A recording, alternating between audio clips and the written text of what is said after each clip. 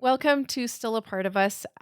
We are a place where we share some amazing stories of stillbirth and infant loss. And today we had Emily on, and she told of her story of Kehpri, and that little guy is what a little fighter. I just was so amazed at your story and just how hard it was, and also how beautiful it was for you to have that time with him.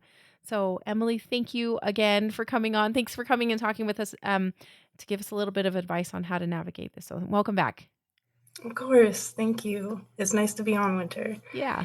But Um, yeah, so tell me a little, yeah, would you mind just telling us a little bit about Kepri and like what he, just so that everybody's kind of caught up. So what happened to him? When was he born? yes, Kehpri, he was born April 19th. He also passed away April 19th at 36 weeks, 5 days. He had multiple medical conditions, but the main one was spina bifida, and the type was cervical myelomeningocele, which is very rare. He was, like Winter said, just so precious and a fighter. He truly was. He Yeah. fought to the end. Yeah, he did. And I just want to point out that Emily has only been it's only been at the time of this recording, it's only been 9 months. Like Yeah. she just had him and just lost him. Like it just is not very long. And No. I we like to talk about this kind of grief journey because it does help us navigate it as we're Yeah. going through it ourselves. So, um will you tell me how that first couple months looked like? I know that the first month was actually by the time he passed away and then till the time you guys had his funeral, it was about a month and Yeah. a month and a week or so, as if I'm not mistaken. And Yeah. so that first month, it was probably, at least it was for me anyway, I was very focused on planning, right? Yes. And so I didn't really have a ton of time to sit and just grieve and be with myself. So tell No. me after the funeral, how those first few months were for you. It was it was okay. Um, the first month after, it almost didn't click. Like, it almost didn't feel real. Right. And I don't know why. It didn't click. Then, afterwards, it got really difficult. It did. It got really difficult, and, I kinda lost myself for a Yeah. minute Yeah. in the process. I didn't quite get the necessary time to grieve him Mhm. since I got, of course, diagnosed with my cervical cancer in June. And everybody, I just want to point out that they had he was born in April, Mhm. had had the funeral at the beginning of May, right? Yes. And then she was diagnosed with cervical cancer like a month later. Was it Yeah. just because how did they discover it? Was it just were you at a checkup or were you feeling terrible? Like how did I that lead up to it? I was at my postpartum checkup. They ended up doing a colposcopy just to, like, make sure that everything was doing okay. Oh. And within the colposcopy, it was showing abnormal cells. So then they Oh, ended up doing a biopsy a week later. okay. Yeah, and then the biopsy showed that I had stage 1 cervical cancer. Oh my gosh. Mhm, and I've had biopsies every 3 to 6 months for the last year, and I Okay. still have a year to go. Okay, and you're being treated currently with, Yes. chemo or, um Um, for right now, there hasn't really been a plan in set. They were just kinda seeing where it was going, like, mm, what it was doing for the last it's been, like, 6, 7 months? It's been a while. yeah. And, actually, after this podcast, I have my treatment to go to, which is they're gonna do a LEAP, which is a Mm, laser electrical procedure. There's another E, but I don't know exactly what it okay. stands Yeah, for. okay. But it's just they're gonna take a laser, and they're gonna try to cut out as much of the cancer as possible. Okay. I ended up also having precancer spreading up into my uterus. So Really? yeah, yeah. So they're gonna get rid of, for sure, the precancer with the laser. Okay. but they're not sure how much of the cervical cancer it's gonna take away, so Oh, I could have to start chemo and radiation. gotcha. It Okay. just all depends. On yes, obviously from how this goes and Yes. as it progresses and everything. Um, Yes. okay, hopefully this is not too personal question, but I was like, did You're they right. talk to you about your fertility? Are there fertility concerns with Uh, this that they were no, concerned about? Okay. no, so far there isn't. Okay. The only big concern is since I'm having so many biopsies done and, Hmm. like, they're taking so much of my cervix, Yeah. the possibility of a preterm birth, I think is what it's Oh, for future, like yeah, when you do actually get pregnant. Okay, I see. yes. Yeah. Um, so far, there's no concern, but of Okay. course, there has been a brought up the talk about me possibly needing a hysterectomy, depending on where it goes, how it goes. Oh, okay. They bring that up every time with cervical cancer, Yeah. just 'cause it's involving that part of your body. Yes, exactly. But, yeah, no fertility issues that I know Okay. of. I actually just recently was pregnant again and had a miscarriage Oh, you 4 were? weeks in, yeah. Oh, I'm so Around sorry. Christmas, it happens. Yeah. It's not as devastating since I still haven't really grieved Kepri, you know? Yeah. Yeah. Well, I mean, and I just want to point out like having that getting thrown into something that is also very unknown, right? Yeah, That is really difficult to have the time to grieve the son that you lost. Yes. I just yeah. can this is a lot. You've had a lot happen to you, Emily. Way too much, yeah. I'm like overwhelmed for you.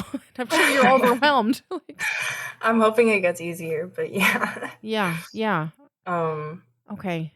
yeah, so yeah, I never even had the time to properly grieve Kepri yet, just Yeah. because 'cause I'm trying to also grieve with the cancer and Yeah. this new loss, just Yeah. so That much. is I know. Yeah. It is I'm like so sad for you because it's so hard to just I can't wrap my brain around it. Just gonna say though, I'm gonna say like I feel like Kepri was kind of watching out for you that they were able to do that test during that postpartum follow Yeah, up. I and mean, catch it. yeah, Yeah, I think that I'm is thankful. yeah. It's like kind of it's Yeah, kind of that's a little cool, I think, actually. yeah. Are you doing anything? I know that you haven't really had a lot of time to grieve in a sense, like because you've kind of been preoccupied with other things. But has there been anything that's been helpful for you to get some little snatches of time to think about Yeah, him, to cry, to mourn? yeah. I actually ended up starting therapy. Okay. I Uh-huh. It's a great thing Yeah. for Yeah. grieving moms. They've asked about my story so many times, so I've already had, like, a chance to tell just my therapist alone multiple times. Good. So, like, I've gotten to the point now where I can kinda tell a story and not fully just break down, Yeah. finally after 9 months. Yeah. Um, That so it's kind of a great thing, and I still cry a lot. It's gonna happen. I don't think that you'll ever fully get over losing a Mhm. child, Mhm. but you just kinda learn to live with it. Yeah. That's all you can do. Yeah. Um, and just keep living as if they're still here in a sense, Mhm. and still, like, watching over you and just with you in your daily activities. Yeah. Um, it's definitely helped a lot, and, I've also found some support groups of Okay. other lost moms within my area, Great. where they do weekly meetings where we meet up, we are one tomorrow, we're making a vision board for the year. So, like, they're trying to just help the grieving moms, like, learn how to live and learn how to just set goals now because it's a little hard since you set so many goals and so many plans and it got Yeah. destroyed. Yeah. I'm sure we all know exactly how that Yeah, feels. okay. I actually can we talk about this for just a second? Because Yes. when you said that, I was like, "Oh my gosh, that is so true." Because you have some major goals. Like you're like, "I'm gonna bring a baby into the house. We're gonna have this awesome life. I'm gonna teach him how to do this, and I'm gonna teach him how to Yeah. do that." And now you don't have that to do anymore. Nope. And Yeah.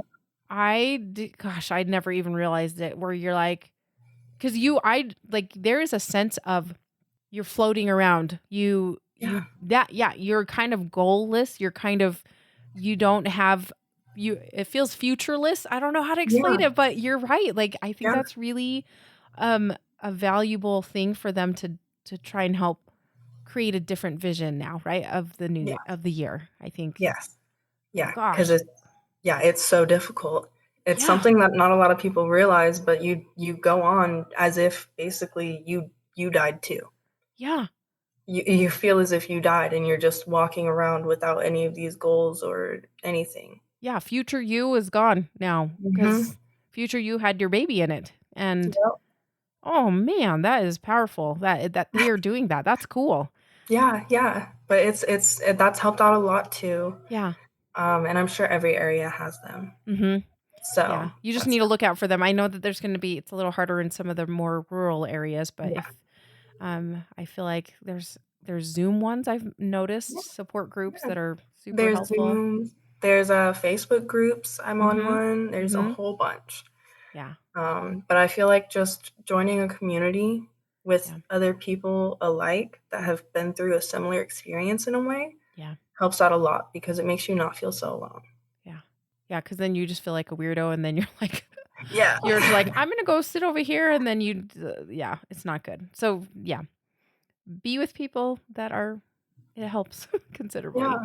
Well, it can feel really lonely being around people that haven't experienced it Yeah. because they can't fully understand. And not only that, but you don't want them to understand as well. Yeah. So you try Mhm. not to speak about it as much. And even if you do, it turns awkward Yeah. because they don't know what to say. They don't know what to say. No.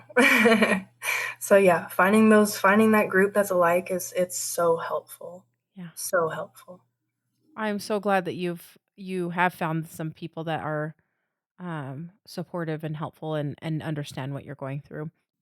You did mention, that people don't know what to say, that have not that have experienced this type of loss. What are some things that people have said that have been helpful that you appreciate when they do, either said or did that has helped you in your grieving process?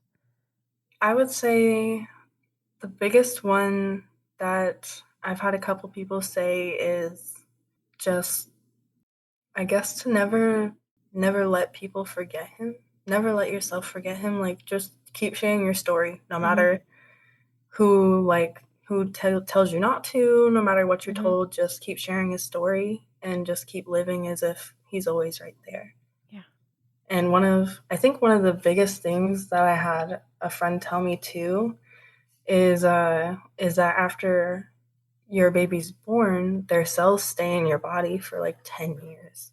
Mhm. They still like he's still a part of you in a Yeah. way. So I was told like whenever like you miss him to just feel your heartbeat and just be reminded that he's in there, Yeah. that he's flown around. Yeah. That's beautiful.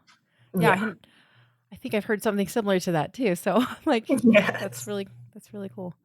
Yeah. And I do think that they're still, like they're always gonna be a part of who you are now. Like, that's all there is to it. Like, you Yeah. are a different person because of them, Mhm. and so Well, and not only that, but I've said this a lot that a mother's instinct is to protect her child. mhm. And when your child's gone, you can't really protect your child, but you can still protect their memory. Mm, So you fight to protect their memory. yeah. And like you said, by telling his story, by talking Yeah. about him, and I think that's beautiful. Yes. That's really beautiful, Emily. Thank you. I like that a lot. And, on the flip side, is there anything that you would maybe recommend people not say to a lost parent? Um, or maybe somebody that's just even grieving, because let's be honest, like, grief in general can be rough, and we can say Yeah. some real stupid things to people that Yes. are experiencing great heartache. Yeah. I would definitely say one of the biggest pieces of advice, and I'm pretty sure a lot of other grieving parents and people in general can say this, is do not tell someone to just move on. Oh, yeah. Oh, That is the worst. yes. Yes. The worst. Yeah. 'Cause, Yes. No, just yeah, I agree. Don't say that. No. We will eventually move forward, right? Yeah. But Yeah. we're taking our baby with us. Like we're No. taking who we are. We're taking our baby with us, but yeah, we're not moving on. Like No. Yeah. No. There's no way to move on. You yeah. just learn to live with it. Yeah. Yeah. I think that's been the biggest one I've been told, Yeah. and it does upset me, Mhm. but you kind of I at least understand because they don't understand the pain. Yeah. They've never went through it. Yeah. So And I like you mentioned before, you're like you don't want them to go through this pain no, cuz it is so horrible. it It's is. it's Yeah, no. So I don't even try to like make them understand or even like justify it yeah. because I know they never will and I don't even want them to. Mhm. It's horrible. It is horrible. Yeah. And I kind of poke fun at people sometimes when they do kind of something like that, where they're just like, "Oh, just move on. It's fine. You can have another baby," or like something along the lines. You're like, it's not like I just lost a pair of flip flops and I can go buy them at the Walmart or anything like that. It just is. No. It's not as No. something easy to move on from, No. and this was a very big event that was catastrophic and shook you up and it's hard to move on. Oh, hello. That was awesome. That is so I funny. knew hang on. You got a visitor. That was fun. Yeah. Sorry about No, that. it's totally fine. We like visitors here. Sometimes my little son will bust into the room. I was like, "Okay, I should have locked the Oh. door." Um, and then I was gonna ask, I know that your, Kepri's dad was not really in the picture, and for somebody that might be navigating a situation like this, because you found out you were pregnant and you had just before had broken up. And Yeah. so did you involve him? We didn't talk about this much on the birth episode, but did you involve him much in like your checkups so that he knew what was going on? And what kind of arrangement did you make with him being involved in Kepri's life if he was to have lived and such? Yeah. Um, I so yeah, we had broken up, and at first he didn't want to believe that it was his, which understandable. I'm not Yeah. gonna pressure you, Yeah. but I knew. I Mm, already knew. yeah. So I kept updating him with every appointment. I texted him and updated him, and Mhm. he he thanked me for updating him. He didn't like reach out of his way to really ask at first. Mhm. It wasn't until like that last month that he would reach Mm, out and ask how I was doing. okay. And so as it got closer to birth, he got more involved. Okay. And after I had gave birth to Kepri, while he was still alive, I had actually video chatted him. Oh, Yeah, because he couldn't make it to the birth because it was all so unexpected. It just y happened so it fast. did it really did. Like, go listen to that story, I was like, "That was fast." And he lives in Texas, right? And, so that would have been very not it wouldn't have worked out to get Yeah, him there quickly enough, so, yeah, yeah. It wasn't possible. yeah. So yeah, I ended up video chatting him while he was alive, and he was at work, so he didn't spend very long on the phone. Mhm. Understandable. Mhm. But he told me he would call me back on his lunch break, and by the time he had called me back, it was right after Kepri had passed away, Oh. and right after I had just gave him up to the nurse Oh. to go. Yeah. So he only got to see him alive on video chat for like maybe 10 minutes. Yeah. And then he called me back, and it was me breaking down because I was already crying, just letting him know that he had passed away. Yeah. Um, and then we spent maybe like 30 minutes on the phone afterwards, just talking about him and Mhm. just kind of crying and grieving together, Mhm. and um, just like just talking and just like mentioning like what happened while he was alive and Mhm. like sharing photos and everything. And it was a nice moment. It, 'Kay. it really was. 'Kay. Um, and it was needed for our son Yeah. as well. So that was really nice.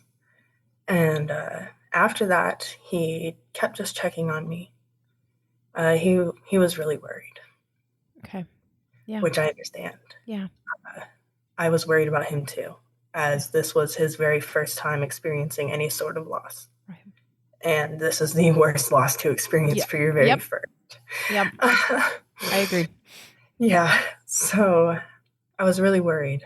And he was supposed to come out to the funeral. Mm-hmm. He couldn't make it because of work. So that's why I live streamed it, Yeah. because Okay. I wanted him to see it and be there. Yeah. And he watched it, thankfully. But yeah, he couldn't make it. He ended up flying me out in like the beginning or middle of June to Texas to Okay. go and just talk more about our son and be able to celebrate him together. And I Yeah. gave him his ashes because I had the funeral home split his ashes in half, Okay. so we each had half. Yeah. So we each had half of everything, half of the Yeah. memorials, half of the Right. ashes. Right. Like it was split perfectly. Yeah. So I brought all that down for him. So he has parts of his son as well. Yeah. And then he has another son. So I just kind of got time with him as well and Mm-hmm.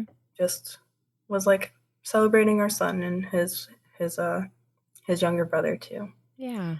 We had his son like with us, so it Yeah. was nice.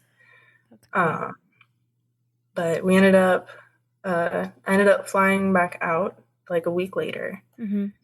and we haven't really spoke too much since. Yeah. Just life's getting busy, life's in the way. Right. But yeah, it. That's yeah. It's kind of obviously tricky, but also it sounds like you Yeah, guys were both able to come together, like you said, for him. And I think that is right. That's really nice yeah, to do that for your son and yes, yeah. talk It about him and be with him. it was needed, yeah, and to be able to share all the videos and pictures and Yeah. stories, even though it was short lived. Yeah. Yeah. Mhm. Yeah, Well, good. I mean, at least there's a little bit of I don't know, I wouldn't say closure, but just like being able to celebrate his life and talk about him together yeah, as parents. So, yes, yeah. and Emily, I'm wondering if you're has there been anything else that you've done to like kind of take care of yourself? Because I know that I know you're taking care of yourself in the sense of you're trying to watch your health because you've got Yeah. this kind of big thing happening right now. But anything else that you're doing to take care of yourself, and to yeah, I don't know. I that was just a thought that or a question that I thought I was like, I need to ask that question and see if there's anything that might be Um, helpful. I mean, yeah, I'm taking care of my health pretty all right in the Mhm. sense of what's going on. Yeah. But I would say in the mental stance, Mhm. I pretty much go about my day as if like he's with me, Mhm. you know? Even though he's not physically there, he's there. Yeah. I'll take time out of my day to just talk to him. Mhm. It's talking to nothing, but I'm talking to him in my Nope. mind. Yep. Yep. Exactly. Yep. I um, get you. yes. I have a little like urn set up, so I'll Mhm. go and like light a candle for like an hour at the end of the night, and just like let him know that like he's loved, he's still the light of my life, Yeah. you know. I carry his little urn with some of his ashes with me everywhere. Really? Yeah, I take him everywhere. I actually have him sitting next to us right now, Oh, hi. and it's so worn out from Yeah, how much I've taken him because places. you have just held him. Yeah. Yes. Um, so I try to just keep him with me and just live as if he's there and Yeah. take care of myself as if he's there. Yeah. And I just, And that's as a parent, it's hard to do that sometimes. yes, And yeah, so it's great that you are taking care of yourself. And yes. um so that It's been a very difficult journey, but I'm getting better. yeah. I'm getting better at it. It Yeah. takes time. It takes I time. won't lie. It takes time. Yes, it does. And there's never a time limit on it. Yeah. Never. Yeah. I'm thankful to be able to not really break down about it as much, you know? I can smile about it more Mhm. than cry, if Yeah. that makes sense. Yeah. 'Cause there's a long while. I don't know everybody. Emily has been on with us for, I mean, I've been chatting with her for a couple hours, and she's a smiley person. That's all there is to it. And so for her to not smile probably was really, that was probably really rough when it was the days when you were just not not feeling yourself. So, Yeah, and I will be honest, there were a couple months where I didn't smile. I couldn't. mhm. I'm sure all of us have felt that. We Yeah. we literally couldn't. There was Yeah. nothing to smile about. That nope. Nope. You couldn't see past what, yeah, you just can't see past the No. darkness for a long while there. Yep. So, I do wanna point out one thing that you said, and I wanna make sure everybody heard it. So you just said, it takes time, and there's no time schedule that you have to be on with grief. Like, it's No. not the it's not gonna be a straight line. It's not gonna be nice and tidy. It's No. not gonna be any of that. So grief is its own thing. So Yes. just be Yes. patient with yourself, I think. Yes. And I will say one thing that's definitely made it a lot easier is I had a friend gift me a stuffed animal. Mm. It's called a Sensi. Oh, So okay. it has a zipper in the back Uh-huh. where you can put things in it and zip it up. Oh. So I put some of his ashes in that stuffed animal, Yeah. and I sleep with it every night. Yeah. So it makes me feel like I'm sleeping with him. Yeah, okay. So if you're able to do anything like that, I think that's also really beneficial Yeah, as that physical touch is yeah. really nice. Because Yeah. really, you don't your arms feel like, "I need to have a baby in my Yeah. arms." I'm supposed to. Yeah. It Yeah. just is natural to do that because I just had a baby, but when Yes. they're not there, then, yeah, there are things that can be a nice substitute. Yeah. It's a not a great substitute, but it's a nice one. It Um, helps yeah, temporarily. yeah, it does, Yeah. it does. Emily, this has been really a wonderful conversation. I have appreciated your candor and your smiliness, actually. Thank you. um, is there anything else you would like to share with us today? You do? As let's hear Yes. it. Yeah, I actually wrote a poem around it was around May, around my birthday, Okay. about Kehpri and, like, my little journey. It's just a little poem, it's a short Okay. one. Yeah, let's hear it. So it's titled My Son. It says, I hold you in my heart instead of my arms. I wear your name on a bracelet instead of saying it to you. I wear your little foot on my skin instead of in my hands. I smell your baby blanket instead of your head. I sleep with your ashes and heartbeat and teddy bears instead of sleeping with you. I stare at pictures and live with memories instead of living with you. I never heard your cry. Instead, I heard he died. I never got to see your eyes. Instead, I seen you take your last breath. I never got to hear your giggle. Instead, I planned your funeral. Oh, you guys, that said so much because there's a lot of things that just didn't happen the way None of us planned out. that was Yeah. that was beautiful. Thank you. Thank you so much for sharing that with us. That was just beautiful. And Thank you. just I was like, "Oh, I just got stabbed in the heart." Like just cuz that's what it feels like. Thank you. Emily, thank you so much for sharing with us today. Thank you for sharing Kepri with us, and your light. And I so appreciate your that light that you've shared with us today. So thank you again. Of course. Thank you for letting me. It's been a pleasure. And I've been so grateful to be able to share my story and talk to you. And it's brought me a lot of joy today. Thank you. Good, good. You're welcome. Thank you.